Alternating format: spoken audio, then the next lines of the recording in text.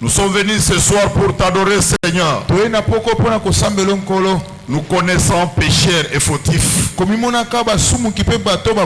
Avec toutes les chutes de chaque jour. Afin que nous trouvions pardon à toi. Nous sommes dans le chemin pour te rencontrer quand tu viendras dans les heures. Seigneur, sans toi nous sommes rien. Et nous n'aboutirons nulle part. Seule ta présence ferait que nous puissions atteindre l'objectif. Bénis l'église et moi-même. Prends-nous ce temps pour nous instruire, nous corriger, enlever toute sémence de discorde en nous et détruire tout ce que toi tu n'as pas semé dans nos vies, afin que nous soyons des vases de valeur et d'honneur. Guéris les malades, Seigneur. Sauve les pécheurs, relève les rétrogrades et sois devant nous pour nous conduire jusqu'au pour les bons fins. Tout pour ta gloire. Au nom du Seigneur Jésus-Christ. Amen. Amen. Je vais vous asseoir, que Dieu bénisse.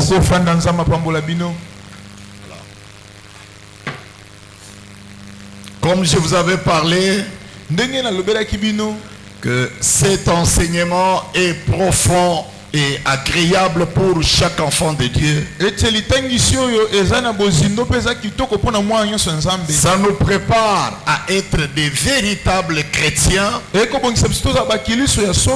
qui n'avons pas besoin de trouver le témoignage de quelqu'un autre en dehors de nous. L'Esprit de Dieu, sa parole, convainc à mon cœur que je suis un enfant de Dieu. Quel que soit ce que l'autre dit, mais je m'en tiens sur sa parole. C'est pourquoi le prophète Branham, en amenant le message, il nous a dit que je ne suis pas venu construire les églises. Je ne suis pas venu bâtir des églises de messages. Mais je suis venu construire l'homme, construire les corps. Parce que celui qui croit, c'est celui-là dont le message a été envoyé. Je vous ai dit de temps en temps une aussi des évidences qui prouvent que cette personne est sauvée. C'est lorsque on croit à la parole de sa vie, de son air. Non seulement on croit, mais on doit vivre cette parole. C'est pourquoi le Seigneur Jésus, il a repris l'enseignement pour nous dire que chaque personne créée par Dieu a le droit de voir le royaume des cieux. Et par quelles conditions? Par la naissance nouvelle. La naissance nouvelle, c'est quoi? Ce n'est pas qu'on a vieilli, on retourne encore dans le ventre de nos mamans pour être encore rené.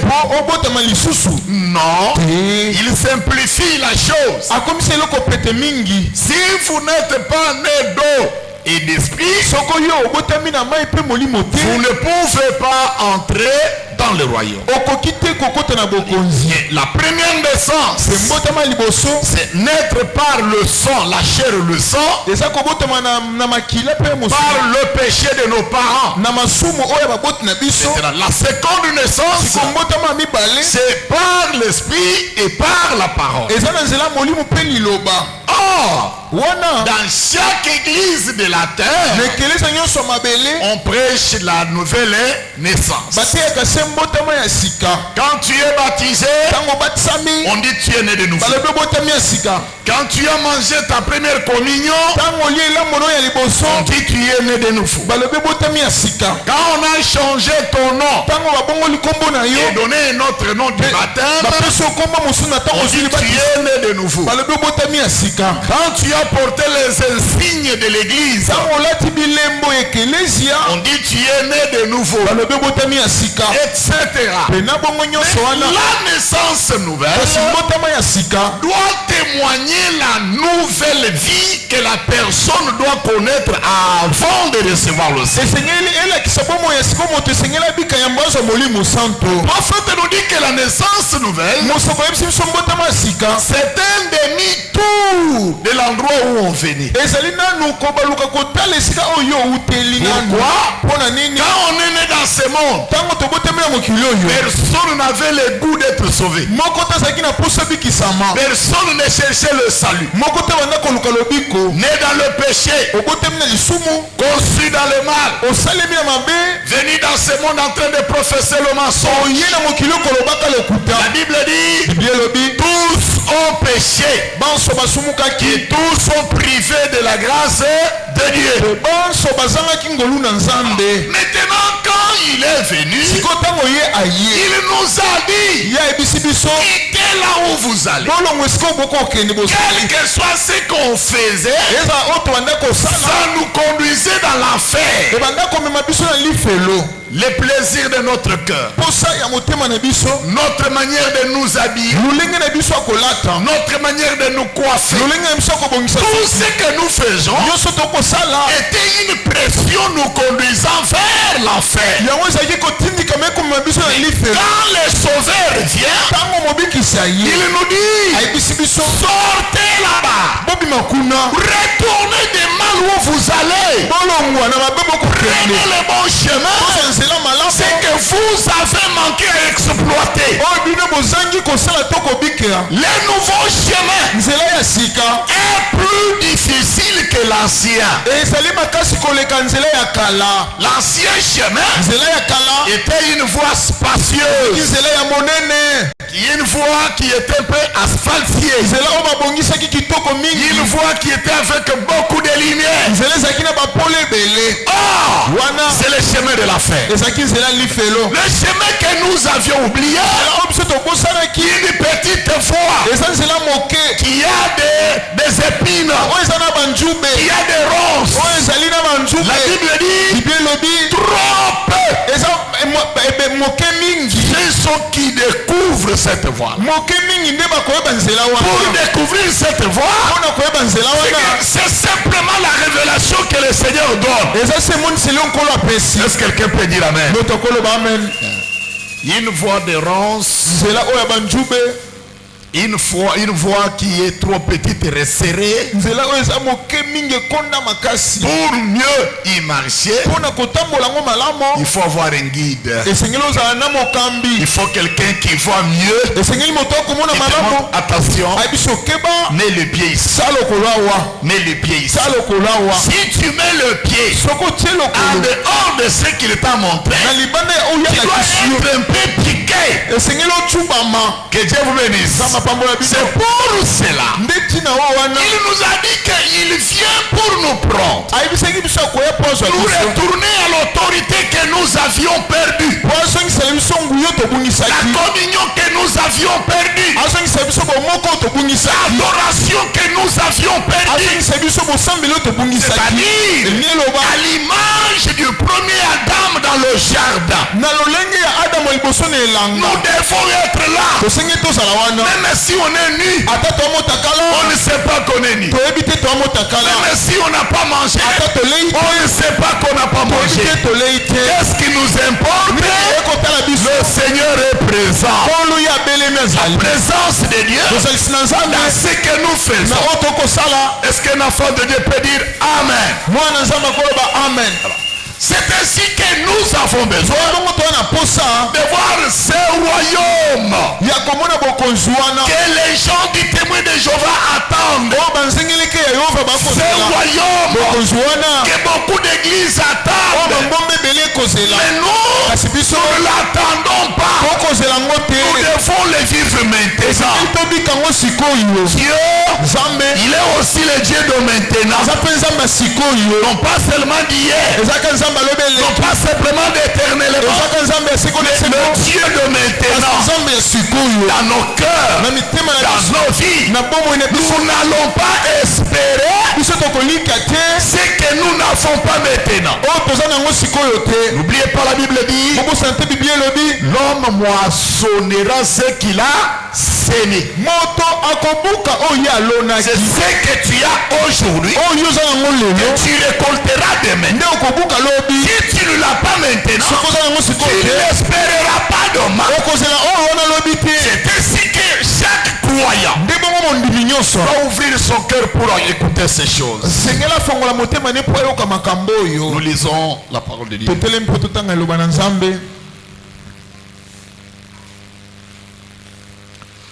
Nous lisons Jérémie.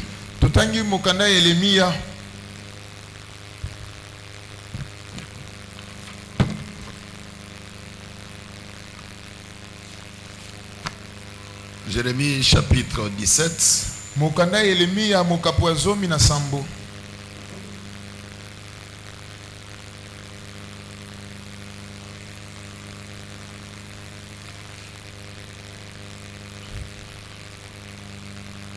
Nous commençons par le verset 7 au nom du Seigneur Jésus-Christ.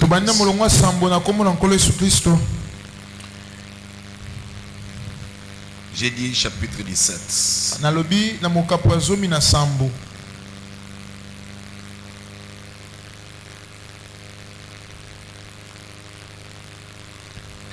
Béni soit l'homme qui se confie dans l'Éternel et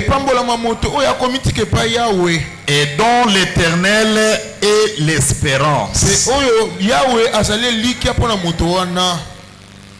Il est comme un arbre planté près des eaux et qui étend ses racines vers les courants. Il n'aperçoit point la chaleur quand il vient et son feuillage reste vert.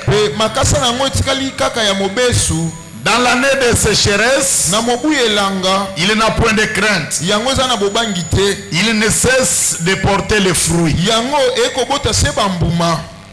Le cœur est tortué par-dessus tout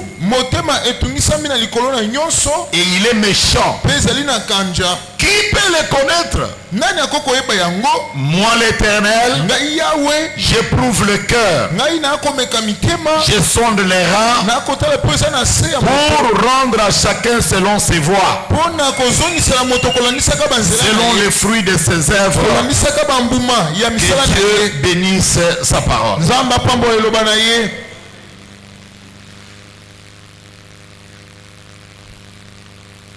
Nous parlons du royaume de Dieu est en vous.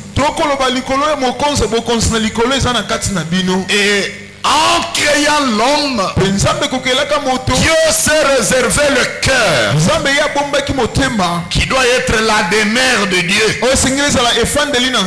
Et nous avons dit que ce n'est pas simplement le Dieu qui doit demeurer tout puissant, mais les croyants chrétiens doivent aussi être tout puissant. Tout ce que Dieu est. Le véritable croyant doit l'être aussi. C'est ça ce que nous créons davantage. Pour que nous ne soyons pas les chrétiens intellectuels, les chrétiens limitrophes, les croyants qui jettent la poudre aux yeux des autres, qui font que le monde nous voie que nous sommes des chrétiens et que nous soyons réellement chrétiens. Nous avons dit qui est chrétien? C'est celui en qui l'esprit de Christ repose. Aussi longtemps que l'esprit de Christ n'est pas en toi, tu n'es pas encore chrétien, mais tu es dans la voie de devenir chrétien. C'est pour cette raison que c'est qui doit te prouver que Dieu est là. Le vrai témoin, le vrai prophète de toi, c'est ton cœur. Je peux te dire toutes les qualificatifs. Référent, doyen, apôtre, les grands docteurs, évangélistes internationaux, phase véritable. Et ton cœur te connaît plus que toute autre personne. Et c'est comme Dieu dit dans le cœur, le prophète qui nous a amené la révélation nous montre les qualités, les choses que tu peux vérifier dans ton cœur. Si ces choses-là sont là, c'est que Dieu n'est pas encore là. Mais si ces choses sont déjà enlevées, même si on te dit sorcier, ne t'en fais pas. Même si on te dit magicien, ne t'en fais pas. Tu dois maintenant parler comme Paul. Si moi je vis, ce n'est plus moi, mais c'est le Seigneur Jésus qui vit dans mon cœur. Tu dois dire ces choses avec la certitude. Est-ce qu'on est là pour dire amen? Je vous ai dit que dans le cœur de l'homme, selon les prophètes, il y a beaucoup de petites portes, des chambrettes,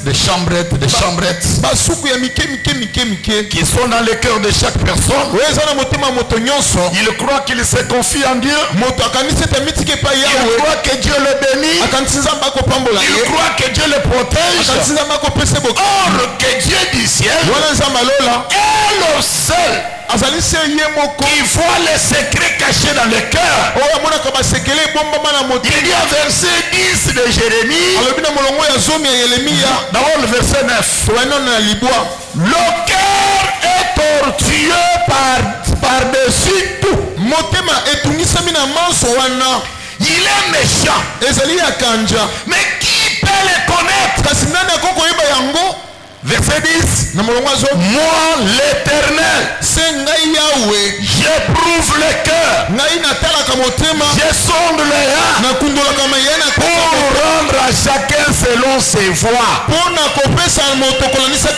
selon les fruits de ses œuvres. C'est là où les choses deviennent trop dures. Car Dieu, il nous récompense quand il sonde nos cœurs, quand il éprouve nos reins. C'est-à-dire que je peux tout cacher à toute l'église, à toute ma maison, à toute ma famille, à toute la nation.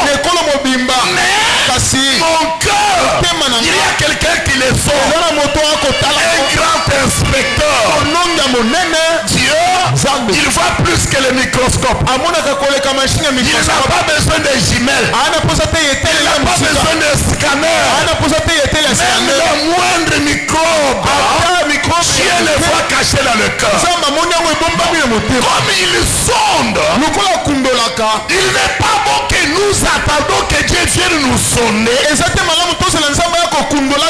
faut nous sonder nous-mêmes par rapport à sa parole. Quand Dieu vient te sonder, c'est pour rendre à chacun selon ses voies.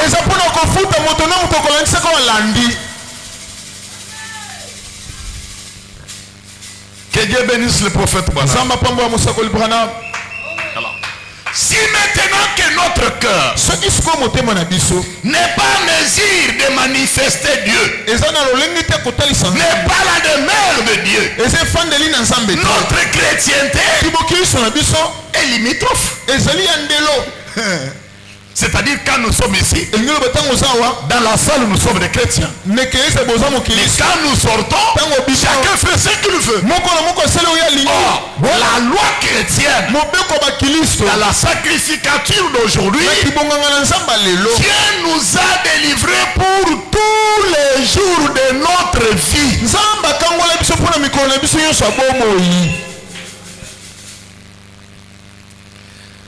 Oh, que Dieu soit béni à jamais.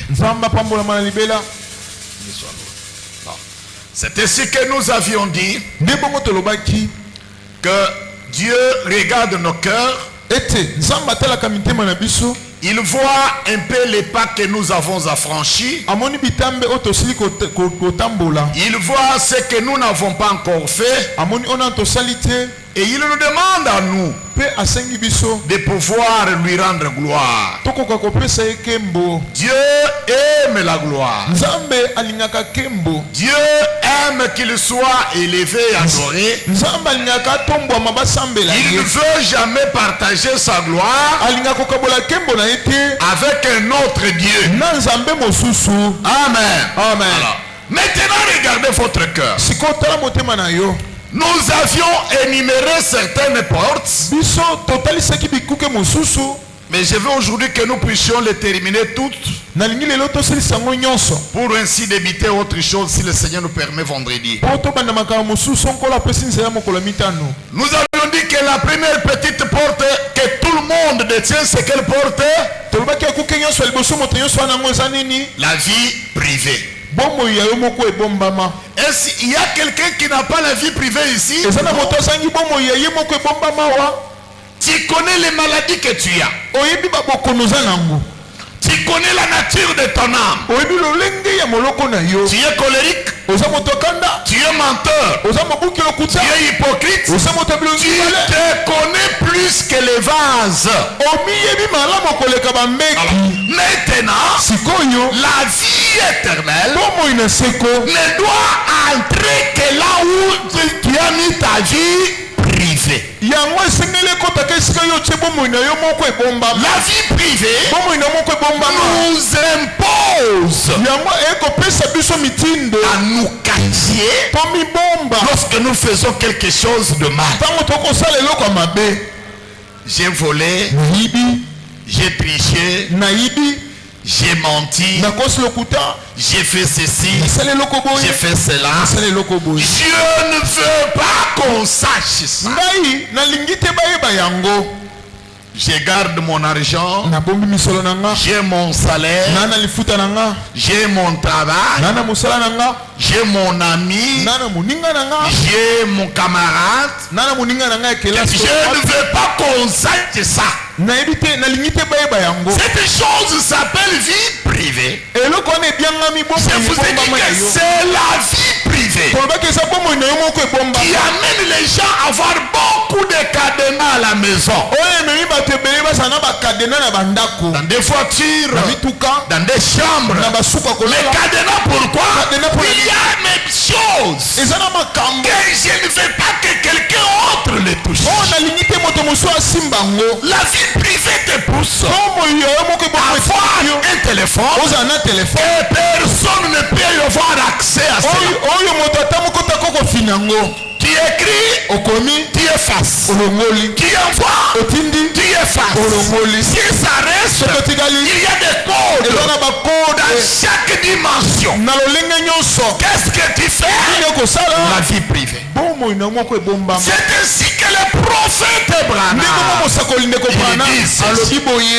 Aussi longtemps que votre vie privée n'est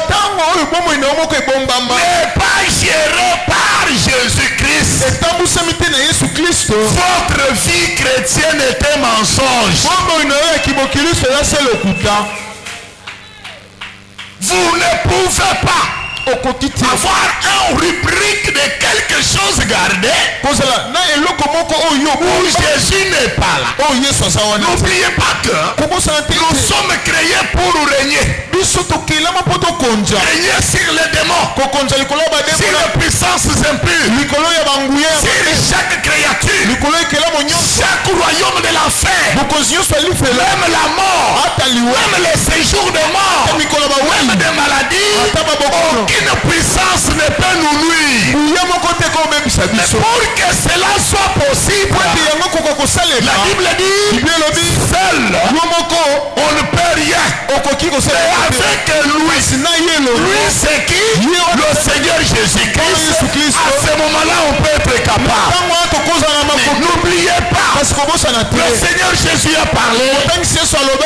Deux personnes ne peuvent pas marcher ensemble s'ils ne sont pas d'abord convenus d'avance.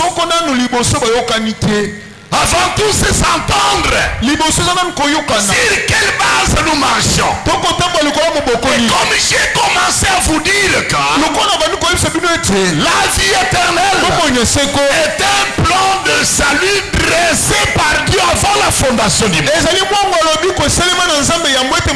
Ce plan-là, personne ne peut le changer. Jésus a dit noir sur blanc. En vérité, en vérité, je vous le dis. Si vous n'êtes pas né de nouveau, vous ne pouvez pas voir le royaume des cieux. En vérité, je vous le dis. Si vous n'êtes pas né par l'eau et par l'esprit, vous ne pouvez pas entrer dans le royaume. C'est à nous que nous devons croire la proposition de Dieu, afin que la promesse de Dieu nous revienne. Prophète Branham nous a dit tout ce que Dieu fait, il le fait avec une condition. Il donne le salut avec condition. Il donne la guérison avec condition. Il donne les bénédictions avec condition. Il faut d'abord satisfaire les conditions de Dieu afin de voir ce qu'il a promis s'accomplir à nous. Pourquoi? La parole de Dieu ne vient pas s'ajuster sur la vie d'une personne. Non, mais c'est l'homme qui doit s'ajuster sur la parole de Dieu. Alléluia. La parole est comme l'habit qu'Israël portait, et comme la robe d'occasion que Branham nous a dit. Un véritable combattant ne va pas chercher qu'on modifie l'habit selon lui, mais sa corpulence, sa santé doit faire pour s'accommoder aux vêtements de Dieu. Et surtout, ne prenez pas la robe de celui qui a échoué. Prenez la robe de celui qui a vaincu. Celui qui a vaincu, c'est Jésus. Il a vaincu Satan. Nous aussi les croyants, nous devons vaincre Satan. Il a vaincu la mort. Nous aussi en ce moment, nous devons vaincre la mort. Il a vaincu la maladie. Nous aussi nous devons vaincre la maladie. Dans quel temps, s'il est à nous?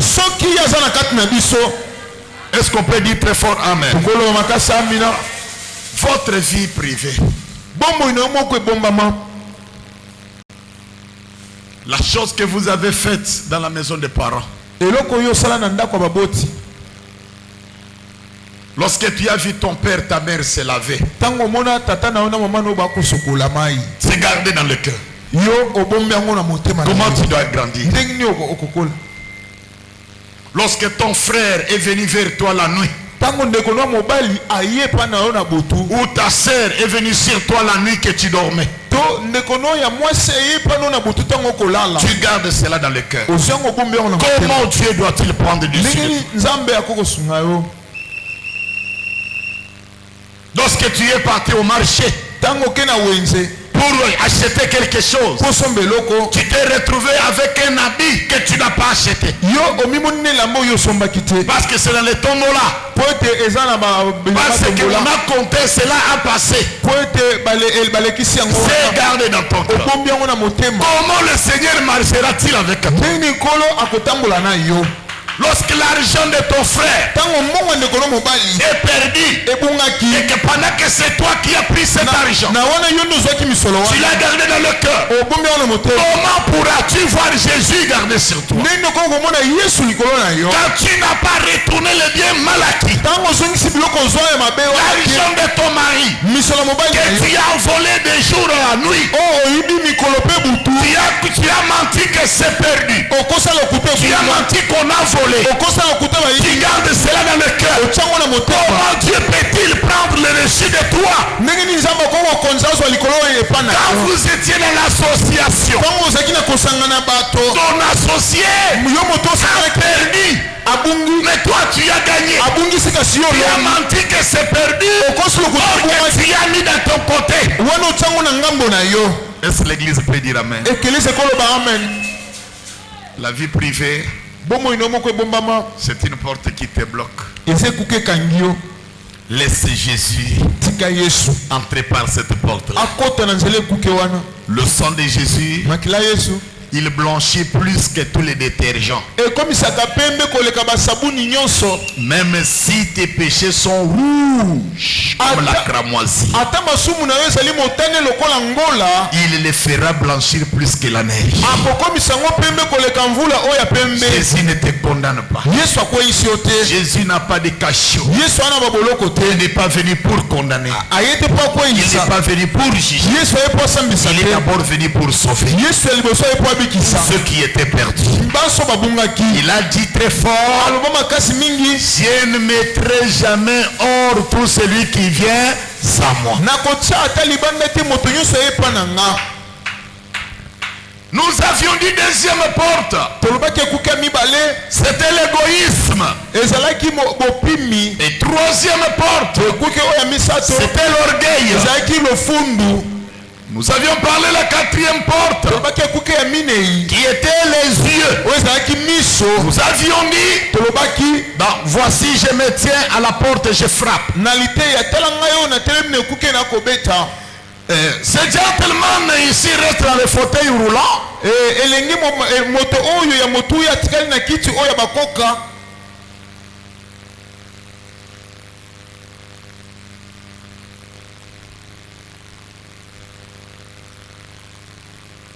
Cette dame ne resterait pas assise là. Vous derrière qui souffrez du cancer, la maladie du cœur appelée estropié, aveugle, cela arriverait aussi si Christ pouvait franchir la porte et dire, ceci est ma parole et mon esprit. Je me tiens, je frappe. Frère Branham frappe 12 fois sur la chair. Il cherche à entrer. Que faisons-nous? Nous laissons le monde nous garder loin au-delà. Nos théologies, nos affiliations, beaucoup d'histoires que nos églises nous enseignent, que ces choses-là sont finies. Eh bien, l'église, votre église n'a simplement pas ouvert largement la porte de la foi jusque-là. La Bible déclare qu'il est le même hier, aujourd'hui, éternellement. Et ce qu'il veut vous dire. Et puis, il entre dans cette partie-là. Une porte dont j'aimerais vous parler, c'est la porte de vos yeux.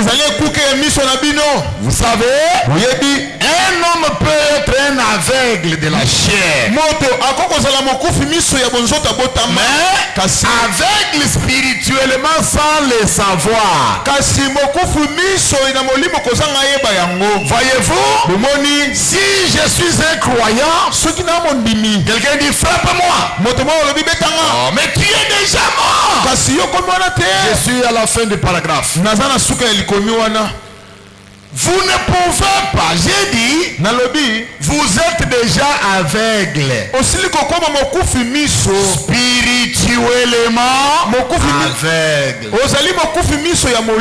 Ce qui est 10 millions de fois pire qu'un être physique aveugle. S'il me fallait devenir un genre d'aveugle, oh Dieu, laisse-moi ne plus voir la lumière du jour.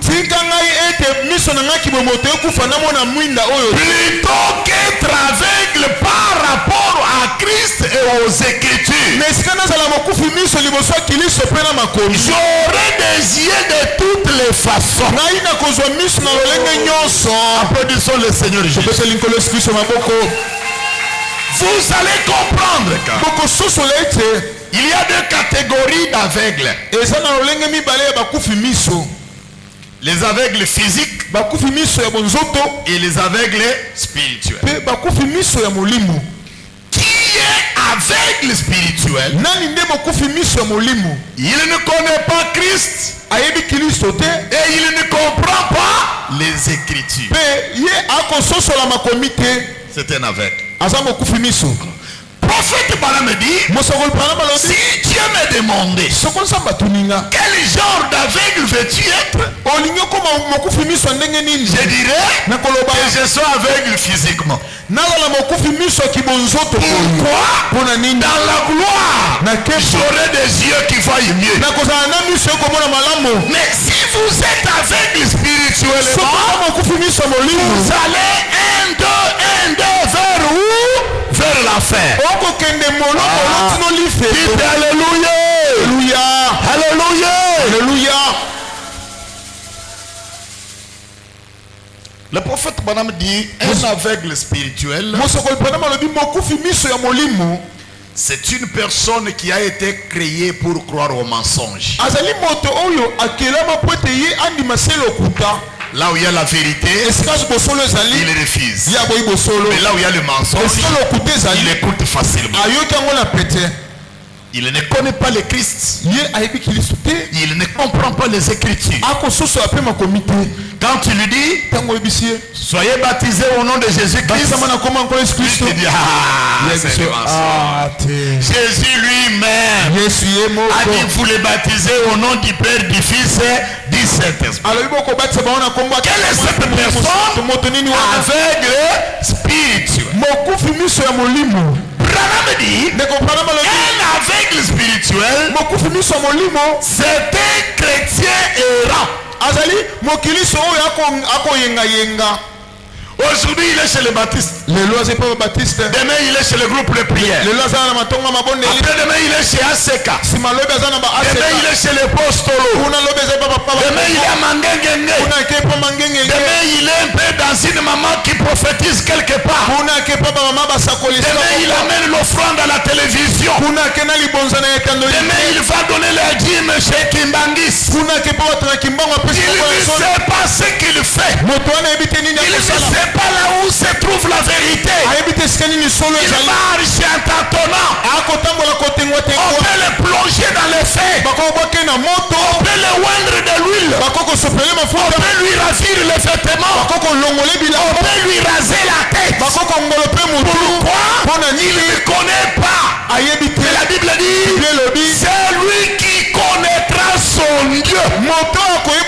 Il agira avec fermeté. Alléluia. Quand quelqu'un connaît que c'est lui que Dieu, c'est Dieu.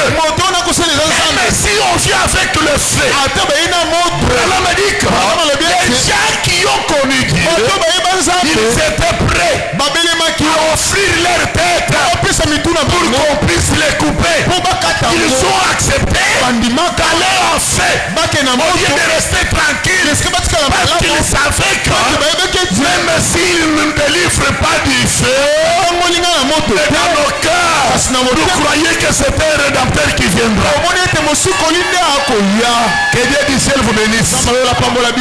La connaissance de Christ affermit. La connaissance de Christ donne l'assurance. Je connais une période où un enfant de Dieu était malade. On le dit. Nous devons aller voir un abbé, il est quelque part, le Meslabé. Il fait beaucoup de miracles. Si nous allons, ton problème aussi sera résolu. Il dit, mieux vaut que je meure avec cette maladie au lieu d'aller voir les saints. Parce que moi je sais que les miracles ne sauvent pas. Dieu n'a jamais accompagné une personne en erreur. Dieu accompagne sa parole comme il l'a dit lui-même. Au lieu d'aller voir les saints, agenouiller devant une statue, Dieu faut mourir, attendre la résurrection quand Jésus viendra. Qui dit ça? Une personne qui est sûre. J'ai marché dans les églises, j'ai entendu la parole, mais le message est la finalité de toute foi. Il n'y a pas encore une autre révélation en dehors de cette révélation que nous avons. À ce moment-là,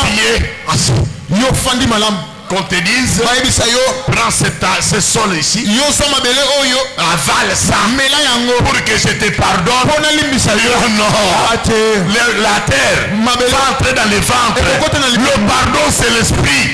Soit tu me pardonnes, soit je ne mange pas le sang. Est-ce que quelqu'un peut dire alléluia? C'est ainsi que quand quelqu'un a déjà la connaissance ferme, connaître Dieu dans la doctrine, connaître Dieu dans la révélation, connaître Dieu dans l'évangile, connaître Dieu dans tout ce qu'il faudrait, il n'a pas à marcher en titubant, il marche avec fermeté. Vous avez déjà vu quelqu'un qui marche avec la fermeté? C'est lorsque tu marches devant ton ennemi qui est plus grand que toi. Comme David, Goliath est plus grand, géant, avec toutes les armes. Il tient comme ça, un petit David. Goliath l'a injurié, il m'a dit, toi sauterelle, qu'est-ce que j'ai fait pour qu'on m'envoie des sauterelles? Il n'y a pas des oiseaux qui pourraient te manger. David, il fait un pas. Je viens devant toi au nom de l'Éternel que tu as insulté. Il ne marche pas avec hésitation. Qu'est-ce qu'il a fait? Il avait l'expérience de derrière les buissons. Il savait que quand j'étais berger, j'ai trouvé l'ours, j'ai trouvé les léopards qui sont venus pour ravir les brebis sans armes dans les mains. Je me suis jeté et j'ai ravi cela. Comme moi aussi je suis brebis, il y a mon berger quelque part. Même s'il y a un animal qui va me mordre, s'il y a une balle qui va me toucher, il m'a déjà dit, on te fera la guerre, mais on te vaincra jamais. À ce moment-là, je dois marcher avec assurance. La maladie vient, je ne peux pas là-haut. Je vais partir. Ma femme, je vais te laisser. Mes enfants, vous allez rester comme moi. Non, la mort n'est pas une punition. C'est un chemin où tous les vivants doivent partir.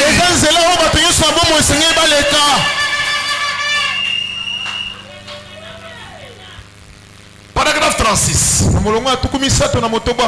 C'est comme les prophètes, la prophétesse aveugle qui était au temple. Elle s'appelait Anne. Elle est venue sous la conduite du Saint-Esprit. Elle s'est dirigée vers l'enfant Christ. Conduite aveugle. Au lieu de la réunion parmi tous ces gens-là, elle s'est tenue là et a prophétisé sur Jésus. Alors que Simeon, sous la conduite du Saint-Esprit, est entré au temple. Les fils et les filles de Dieu sont conduits par l'Esprit de Dieu. Est-ce qu'on peut dire très fort Alléluia? Alléluia. On peut dire Alléluia. Alléluia. Amen. Amen. Alors, cette porte appelée les yeux, combien cette petite porte est une porte à l'accès difficile. Les yeux. Dieu a fait tout ce qu'il pouvait faire pour réveiller l'église. De sorte que tous les signes des miracles, de réveil, avec des hommes comme des Billy Graham, Jacques Schuller, qui ont parcouru le pays, l'église continue à s'enfoncer tout droit dans le péché. Et il y a plus de péché dans le monde aujourd'hui qu'il y en avait il y a 50 ans. Qu'y a-t-il? Ce sont des petites portes de vos yeux. Si Dieu pouvait ouvrir cette porte. Alléluia. Amen. Alléluia. Amen. Vous suivez la télévision. Vous voyez Oral Robert. Priez pour les malades. Les miracles que ça se produit. Vous entrez dans l'église. Cela devient tellement ordinaire. Pour vous que vous ne le remarquez plus. Vous rendez à l'église. Le Saint-Esprit, il est en dépit de tous nos péchés. Il nous bénit. Lorsqu'il le fait, les gens se réjouissent et disent eh bien, c'était une très belle réunion. Oui, ils font de l'avant.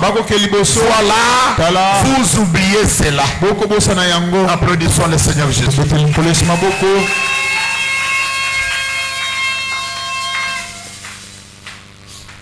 L'osier est une grande porte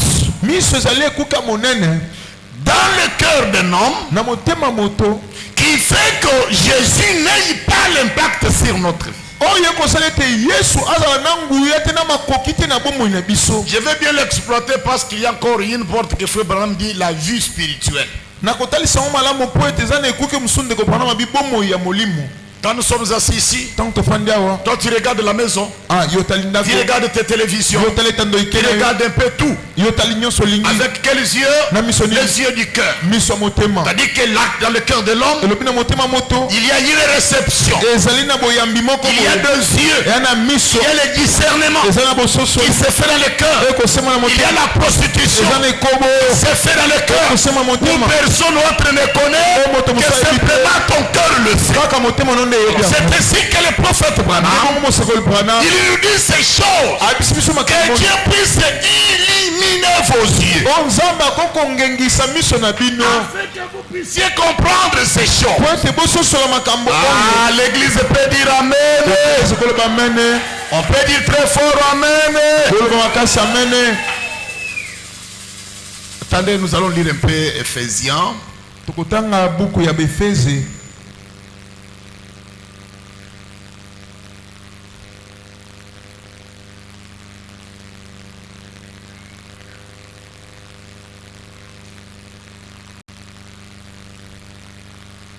L'Éphésiens chapitre 1er. Nous commençons par le verset 16.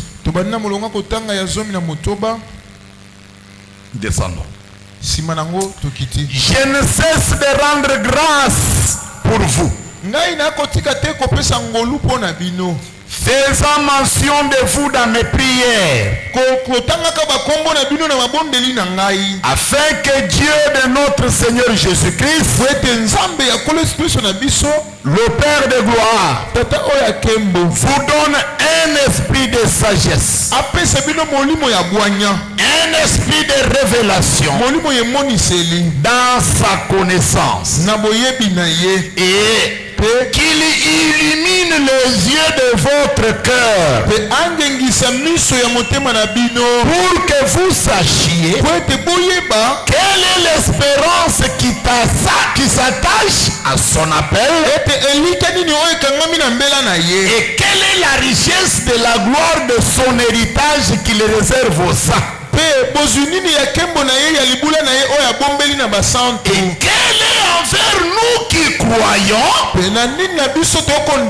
l'infinie grandeur de sa puissance,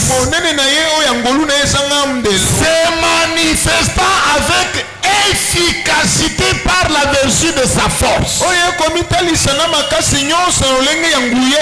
qu'il a déployé en Christ, en le ressuscitant des morts, et en faisant asseoir à sa droite dans les lieux célestes, au-dessous de toute domination, toute autorité, toute puissance, toute dignité, et tout nom qui se nomme sur la, non seulement dans ce siècle présent, mais encore dans les siècles à venir. Il a mis tout sous ses pieds. Il a donné pour chef suprême à l'église. L'église qui est son corps, la plénitude de celui qui remplit tout en tout. Applaudissez le Seigneur Jésus-Christ. Il y a un mystère que Dieu réserve de ton appel dans ce message, dans cette église, dans sa parole. Dieu n'appelle personne pour rien. Dieu n'utilise personne pour rien. S'il t'appelle, il y a une récompense qui s'attache derrière ton appel. Alléluia. Il connaît ton nom. Il connaît le sacrifice. Il connaît comment on va te tourmenter. Il connaît les barrières que tu as. Il connaît les difficultés que tu traverses. En te tendant la main, en te disant, ma fille, mon fils, viens, crois dans ce message. Connais dans ton cœur, il y a une récompense. Je sais, ma soeur, mon frère, malgré que les gens ne t'aiment plus, malgré qu'il n'y a plus l'argent, l'âge est tellement avancé que tu ne vois pas comment t'en sortir. Mais la Bible dit, celui qui s'approche de Dieu, il croit dans son cœur que Dieu existe, et il est le rémunérateur de tous ceux qui le cherchent. Dieu le sait. Le monde ne passera jamais avant que Dieu ne puisse te récompenser. Dieu récompensera tes genoux. Dieu récompensera ta voix. Dieu récompensera tes prières. Dieu récompensera tes aumônes. Dieu récompensera tes dîmes. Dieu récompensera tes offrandes. Pourquoi? En t'appelant, il sait ce que tu fais, et il sait ce qu'il te donne. Si les autres ont déjà trouvé quelque chose, ne crois pas que Dieu t'a oublié. La Bible dit, Dieu n'oublie jamais aucun de de nos bienfaits. Que Dieu du ciel te bénisse. Et de ces 4 matins, il se souviendra. Comment se souviendra-t-il? Il n'y a pas de conseiller. Il n'y a pas quelqu'un qui peut l'influencer. C'est comme le roi. Lui seul, dans sa chambre, il a pris les livres de pouvoir se reconnaître les choses que les gens ont déjà fait. On l'appelle le livre de souvenirs. Il était seul. Il a dit je les lis. Il a regardé. Il a regardé. Il a regardé. Arrivé sur un nom. Cet homme s'appelait Mardochée. Qu'est-ce qu'il a fait? Il a sauvé le roi lorsqu'on voulait le tuer. Maintenant il appelle les conseillers. Qu'est-ce qu'on a déjà fait à cet homme qui a sauvé la vie du roi? Oh roi, on n'a jamais fait quelque chose. C'est vrai. L'homme qui a évangélisé, qui a fait sortir son argent pour que son serviteur voyage. C'est lui qui a donné l'argent pour qu'on enterre un mort. C'est lui qui a acheté la chair. C'est lui qui a acheté le micro. Aujourd'hui on prêche. Je ne l'ai jamais fait. Seigneur, tu n'as rien fait. Maintenant, son cœur est troublé. Il demande. Qui est dans la cour? Celui qui se croyait grand. Celui qui se croyait élevé. Celui qui a fait le dernier mot pour tuer celui que le roi voulait bénir. Wow. Deux guerriers, deux projets. Celui-ci fait tuer Mardochée. Celui-ci fait bénir Mardochée. Qui vaincra? La loi de Dieu est au-dessus de toutes les lois. Le royaume des cieux est au-dessus de tous les royaumes.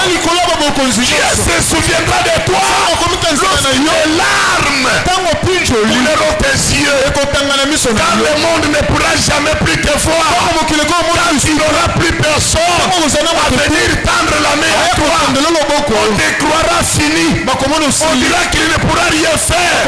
C'est à ce moment-là que David dit, j'ai regardé la montagne pour regarder où me viendra le secours. Le secours ne viendra pas ni de l'Orient ni de l'Occident, mais ça viendra de l'Éternel.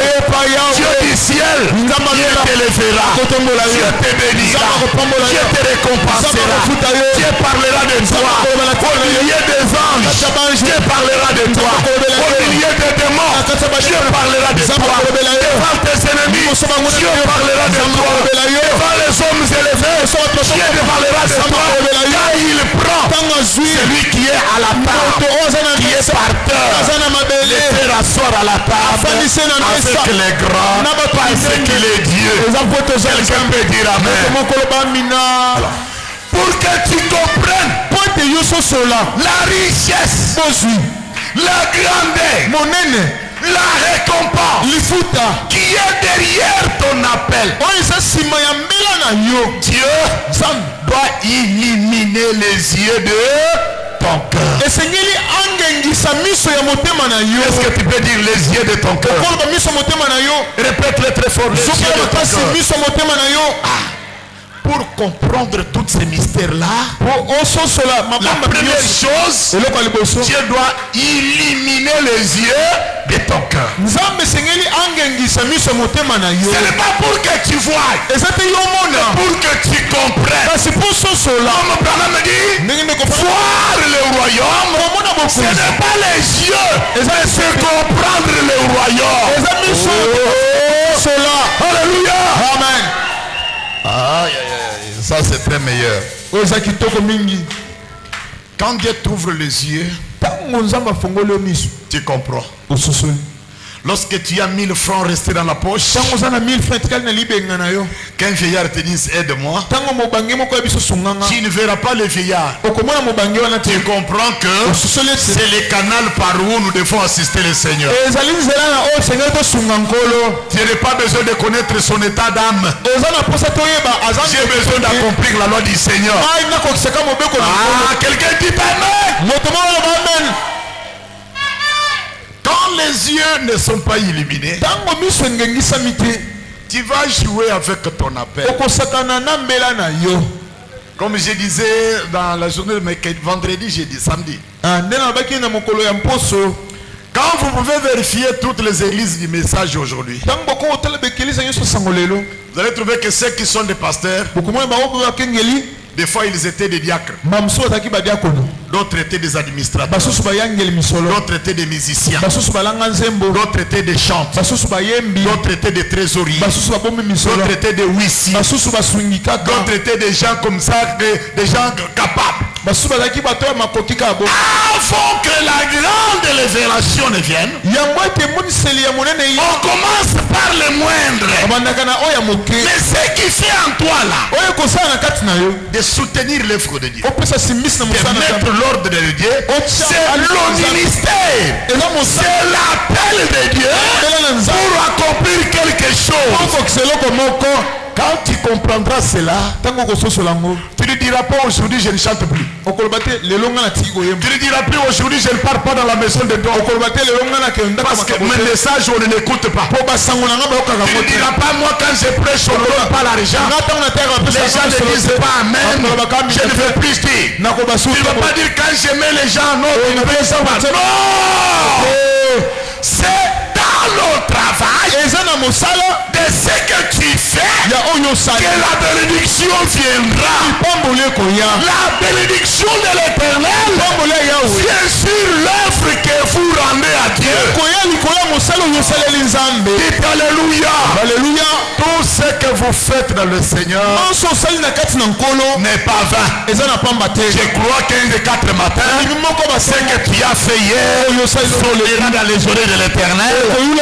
Il prendra le livre de souvenirs. Il se rappellera de tout.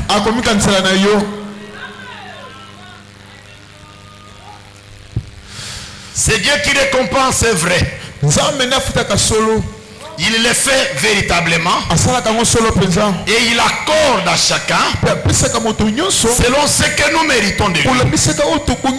Lorsque toi tu n'es pas en mesure de donner gloire au Seigneur, tu n'es pas en mesure de t'humilier sous la puissance de Dieu, comment Dieu te bénira?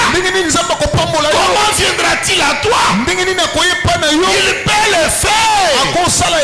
Et lorsque toi tu lui donnes confiance, est-ce que nous pouvons dire Amen? Nous allons lire les prophètes.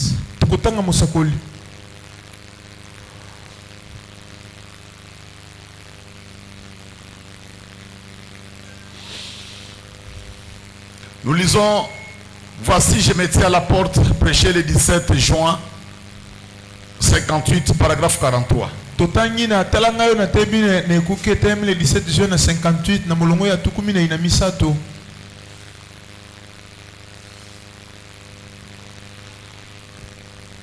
Dépêchons-nous et passons à une autre porte. Il y a une petite porte dans le cœur qui est aussi appelée les yeux. Ça nous avions lu, mais excuserez. Nous lisons la porte du cœur. Prêché le 12 janvier 58, paragraphe 12. Maintenant, examinons quelques-unes des portes qui sont dans le cœur. L'une d'elles, c'est la petite porte du moi. Vous savez, c'est une porte importante. Vous direz, oh, oui, Jésus, Je te recevrai comme mon Seigneur, mon Sauveur. Mais alors, ne te mêle pas dans mes affaires. C'est là l'altitude de beaucoup de chrétiens, des soi-disant. Eh bien, j'aimerais vivre ma propre vie. Je ne veux pas. Je veux que tu me préserves de l'enfer. Mais ne te mêle pas de mes affaires. Eh bien alors, Jésus ne peut pas voir la prééminence. Jésus ne peut pas être votre Seigneur parce que vous voulez être votre propre chef. Mais lui veut diriger à votre place. Tant que vous gardez la porte fermée, quand bien même vous l'avez accepté comme votre sauveur personnel, cependant, vous ne lui avez pas pleinement la prééminence dans votre vie. Oh Église, n'est-ce pas là une vérité? Partout dans le monde, ils ne veulent pas lui reconnaître la souveraineté.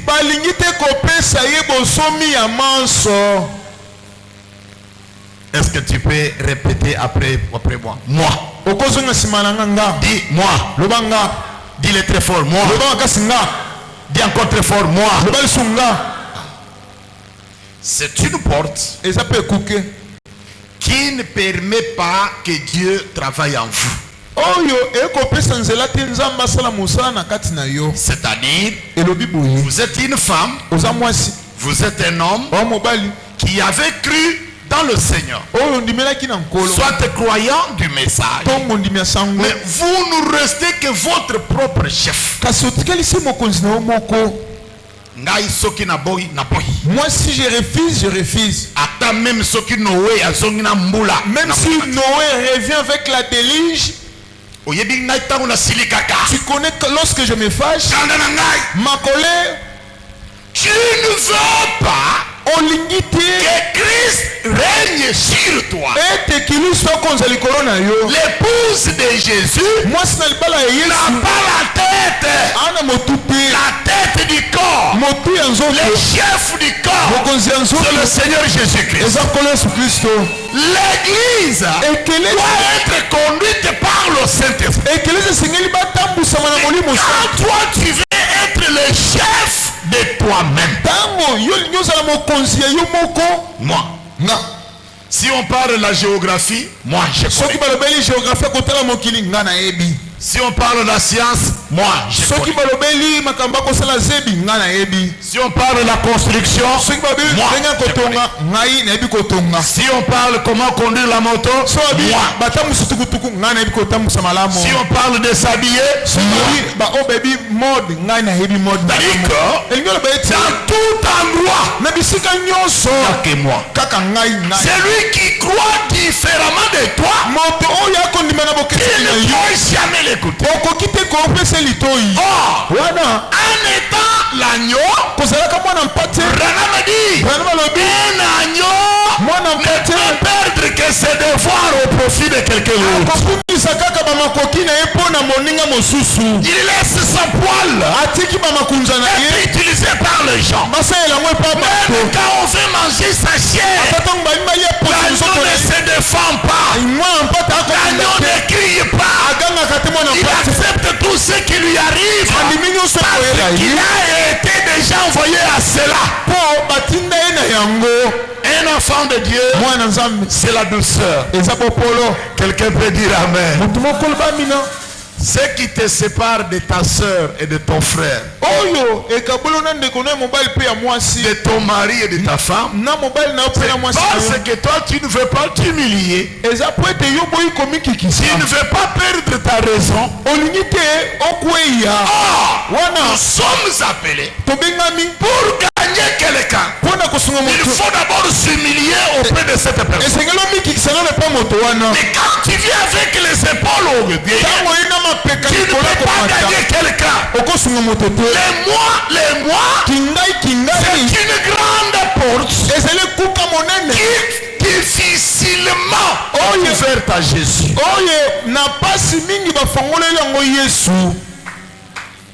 Quand tu entres dans ta costume là,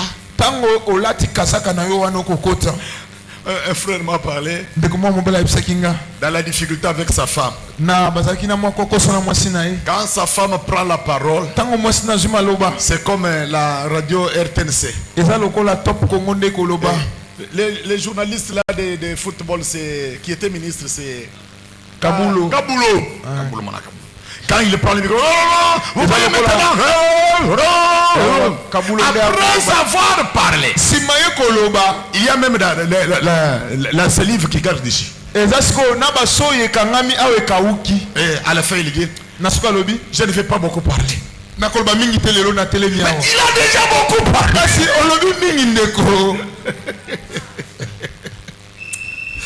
Oh, il y a de ceux-là même, à cause de parler comme ça, ils ont changé leur mari, les hommes sont devenus des femmes. Oui. Il y a beaucoup de frères qui souffrent. Il ne peut pas revendiquer quelque chose. Il ne peut pas donner l'ordre. Parce qu'il sait que si je parle ça, le feu s'enflamme. Au lieu que le feu s'enflamme, que je reste silencieux. La Bible dit, honte à cet homme qui se laisse être conduit par une femme. L'homme c'est la loi, l'homme c'est les lions, l'homme c'est la tête. Il doit parler pour ramener la femme à la vie éternelle. Est-ce qu'on peut dire alléluia? Lorsque l'homme n'a plus la parole, la famille est détruite. Maudite est la famille qui est conduite par une femme. Ou elle est conduite par un enfant. C'est la parole. C'est quoi? Moi. Les choses que tu as préparées ici, ce n'est pas bon. Moi j'ai préparé ça. Ce n'est pas comme ça.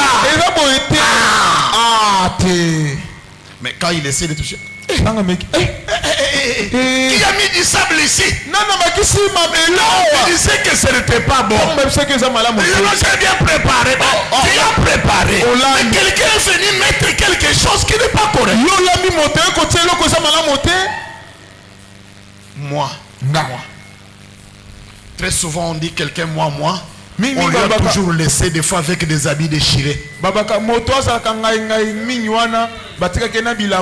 pagnes que tu as porté là n'est pas bon. Vous connaissez comment s'habiller? Non, c'est déjà déchiré. Est-ce qu'il y a quoi qu'on toi tu peux acheter les super wax? On peut faire des super wax. Quelque chose de moi. Quitte là. Pourquoi? Moi.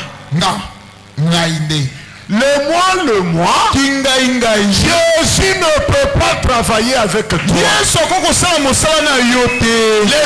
comme un enfant, car le royaume des cieux est pour ceux qui sont des enfants. Que Dieu te conduise, que Dieu prenne la supériorité sur toi, la prééminence de la vie de chaque enfant de Dieu doit être assurée par Jésus lui-même. Il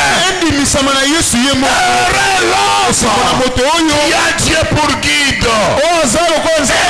L'homme qui est conduit par le Saint-Esprit du Seigneur.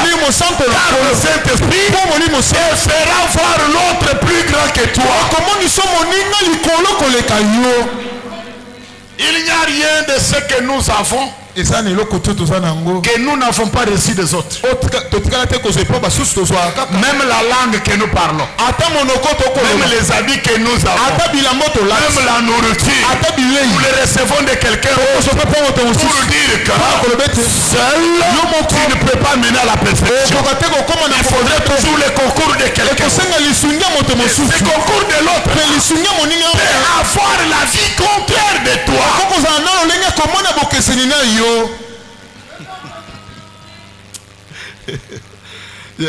J'ai connu un serviteur de Dieu en difficulté avec sa femme qui nous a invités pour aller un peu donner la paix à sa femme et dans sa famille.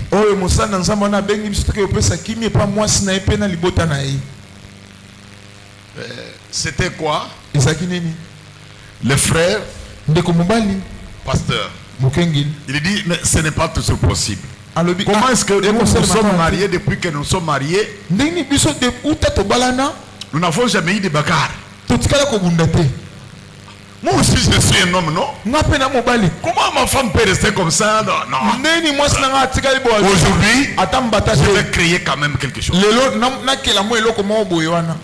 C'est dans son cœur comme ça. Il vient à la maison, il prend les vêtements, il chasse par terre. Cette maison trop sale. Moi je croyais que j'ai une femme qui devait avoir les soins. La sœur là-bas commence à trembler. Ça n'est jamais arrivé chez nous. Frère, qu'est-ce que vous... Allez, tais-toi. Frère, c'est quoi? Moi je suis pas ton frère, moi je suis chef de ma maison. La sœur voit que les choses dépassent. Et voilà, les frères tapent. Il prend les assiettes. La sœur dit, mais qu'est-ce qu'il y a? Le frère dit, allez, tu peux aller chez toi. La sœur dit, oh, je ne comprends pas. Il a dit, bon, comme ça, comme le pasteur a dit, je dois partir chez nous. La sœur commence à rassembler ses histoires. Maintenant, le pasteur dit, oh, j'ai fait comme des blagues. Ça devient une réalité. Comment maintenant je veux dire à la femme que j'ai blagué? Maintenant le frère là est assis dans le salon. Il dit, même si tu parles pas, je n'ai rien. La sœur là-bas prenait ses valises. Même quand je disais là, mon cœur je disais, comment retourner les valises dans la chambre? Quelques minutes, il entend la porte comme ça. C'est un ami pasteur qui était dans le champ missionnaire. Il venait pour être logé dans cette maison-là. Quand il dit son nom, moi c'est le pasteur Bélier. Wow! La sœur elle-même prend ses valises. Il retourne dans la chambre. Le pasteur a dit Alléluia. Quelque chose qui était comme de la blague. Ça devient comment le trancher? Maintenant, quand ils sentent le pasteur entre là-bas, le pasteur commence à voir qu'il bénisse. Maman, comment ça va? Qu'il bénisse. Là c'est le pasteur le premier. Donnez-le l'eau. Le pasteur. Alors, maintenant quand la sœur se tient, on a préparé pour l'autre, il a mangé. Alors maintenant il faudrait arranger ça. Comment l'arranger? Très souvent, le pasteur avait l'habitude, quand la femme fait une erreur, demander pardon, c'est s'agenouiller. Maintenant ce jour-là, c'est lui qui avait fait une erreur. Maintenant nous avons parlé, nous avons donné conseil. Demandez-vous pardon. La femme dit que le chef commence. On dit que le frère s'agenouille. Il dit, oh, mais c'est la règle de notre maison. Demandez pardon si s'agenouille. Là, le pasteur dit, moi je suis pasteur. Ça c'est deux poids, deux mesures. Si l'autre le fait, toi aussi tu dois le faire. C'est-à-dire, gardez les costumes, moi, ça empêche que Dieu prenne la prééminence sur toi. Humiliez-vous. Enlevez-les-moi, moi. Si tu es pasteur, c'est le nom. Mais si nous sortons en rousse, on ne verra pas qui est pasteur, qui ne l'est pas. Tu es maman pasteur, c'est un qualificatif. Si nous sortons en route, on ne peut pas voir ça, c'est la maman pasteur. Ça c'est les croyants. Nous tous, nous sommes les enfants de Dieu. Nous avons la loi qui nous rend être égal à tous. Enlevez-les-moi. Celui que tu vois inutile, il peut être un champion de demain. Les croyants pourraient dire très fort Alléluia. Cet esclave que tu vois qu'il n'est rien. C'est comme notre frère Ribin et ses frères. Quand il faudrait tuer Joseph, les jeter dans la pluie ou le vendre, ça ne les a pas coûté. Ils croyaient non. Mais en Égypte, lorsqu'il a fallu pour avoir un pain, il faut que Joseph parle. Quand ils ont connu que c'est moi Joseph, quelle avait été leur position, tout le monde à genoux. Pardonnez-nous. Ils croyaient que celui qui était moindre, que nous avions vendu, que nous avions dit qu'il meurt, il est devenu les pierres principal pour notre vie. Celui que tu peux fouetter aujourd'hui, il peut être un chef de demain. Il peut te sauver la vie de demain. Peut-être la clé de ta réussite est auprès de cet enfant qui est à ta maison. Quelqu'un peut dire amen. Quelqu'un peut dire très fort amen. Un jour, j'ai vécu aussi une scène, je vais m'arrêter ici. J'étais au quartier 3 de Massina. Il y a une famille un peu qui est presque près de fleuve. Pour manger, il faudrait aller chercher du bois partout, même des planches, des palmes, tout ça.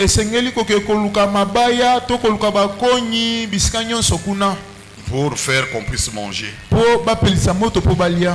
Chaque jour, il était dans le champ en train de prendre les matembele, les ndunda pour moi.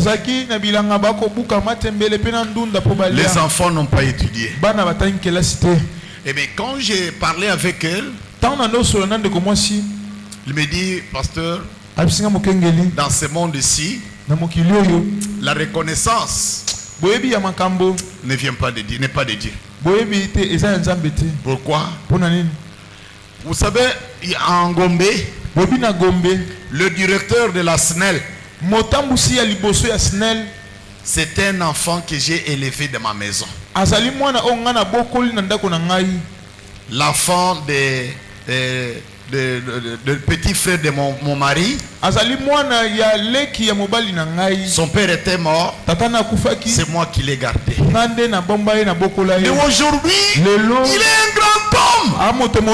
Mais jamais nous donner même un sac de riz. Ça m'a fait beaucoup de mal. J'ai fait un effort d'aller voir cet homme. Jusqu'à Gombe, je vais voir le directeur. Pour quel problème? Non, c'est privé. Il faut d'abord, non, dites-lui, il y a un pasteur qui a besoin de toi. Vous, les pasteurs, vous venez chercher les dîmes. Moi, je ne suis pas là, j'ai un problème à parler avec lui. Quand j'ai parlé à cet homme, les larmes lui ont coulé. Il me dit, pasteur, Si tu me vois ici, c'est Dieu. Si c'était pour cette famille, j'étais mort avant même que je puisse décrocher le diplôme d'État. Il y a des filles dans cette maison. Il y a des petits frères dans cette maison. Mais tous les travaux de la maison, moi je les faisais. J'allais à l'école en retard pour les travaux de la maison. Pendant que les enfants de la maison sont déjà partis. J'allais piler les maniocs dans les mortiers. On prépare les foufous. Je ne les mange pas. On devait préparer, manger. Mais moi, nettoyer les assiettes du repas que je n'ai pas goûté. Peut-être, j'ai ramassé un peu ce qui était dans l'assiette là pour manger. J'ai étudié avec l'uniforme d'un enfant d'un voisin qui m'a donné. Et cet enfant-là me donne l'uniforme. On dit à ses parents, faites attention, on peut envoyer votre enfant dans la sorcellerie. Pasteur, si je savais que tu es venu de cette famille-là, j'allais te chasser dans mon bureau. Laisse cette famille grandir comme ils ont voulu. Moi, j'ai été ramassé par les abbés catholiques qui m'ont fait que je puisse être ce que je suis. Je le disais quand même en étant chrétien, il dit pasteur, pas question. Même la Bible dit à César ce qui est à César, c'est ce qu'il m'a donné. Il arrivera que celui que tu as élevé à la maison est assis dans le pouvoir.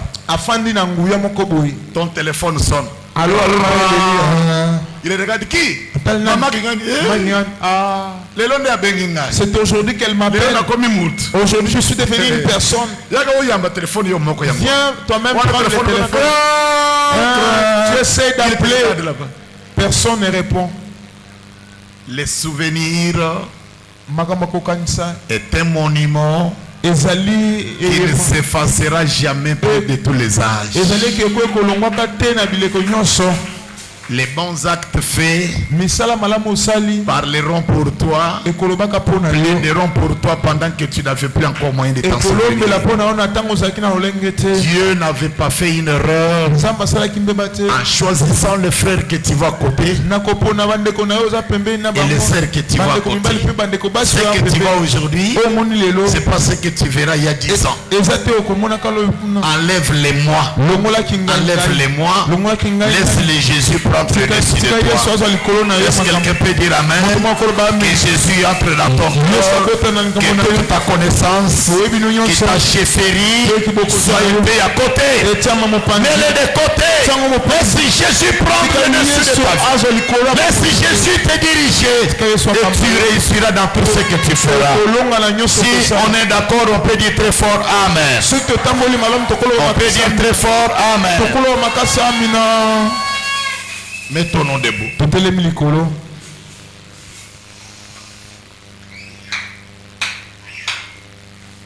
Que le Seigneur Jésus, qui a voulu que ce soir toi et moi nous soyons ensemble,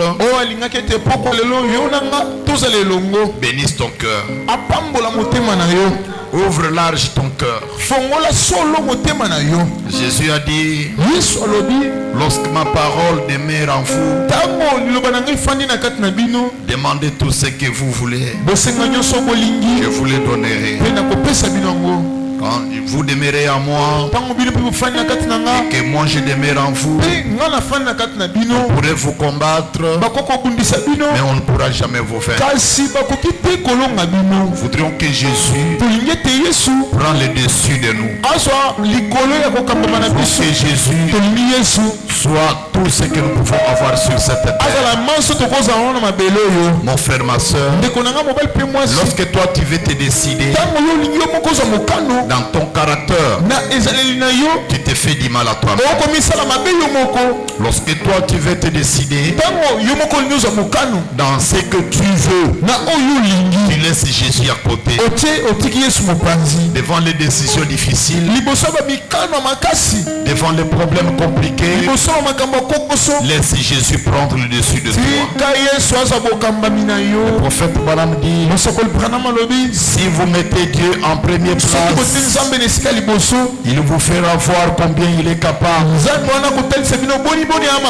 C'est à ce moment-là il prendra la direction de votre vie. Pendant ce temps-là, il vous ouvrira les portes fermées. C'est à ce moment-là il pourra anéantir vos ennemis.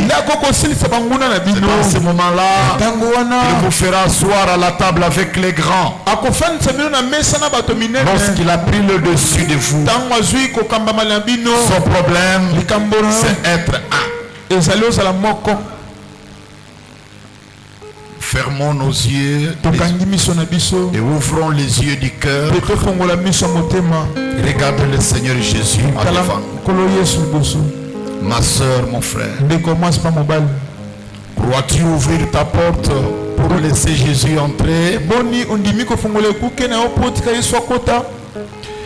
Peux-tu laisser Jésus prendre le dessus de toi? Peux-tu laisser le Saint-Esprit avoir la prééminence? Ton cœur le sait. Tu sais que dans ton cœur, pendant que ces choses ne sont pas encore enlevées, le Saint-Esprit ne peut pas entrer. La vie éternelle est loin. Maintenant, je prie pour toi. Si réellement ton cœur est tourné vers le Seigneur, laisse Jésus te diriger. Et je prie. Seigneur Dieu, Dieu Tout-Puissant, l'auteur de la vie, donateur de tous les dons excellents, maintenant, comme ton serviteur, tu vois le cœur de chacun touché par notre vie spirituelle, notre vie cachée, nos yeux, notre orgueil, ainsi que notre gourmandise, Seigneur, notre façon de nous croire, nous, c'est le chef de nous. Pardonne-nous, Seigneur, et tends ta main de miséricorde sur ces gens, Seigneur. Oh Dieu, répands les bénédictions de la rédemption. Guéris leur cœur, guéris leur âme, Seigneur. Détruis les serpents dans leur cœur.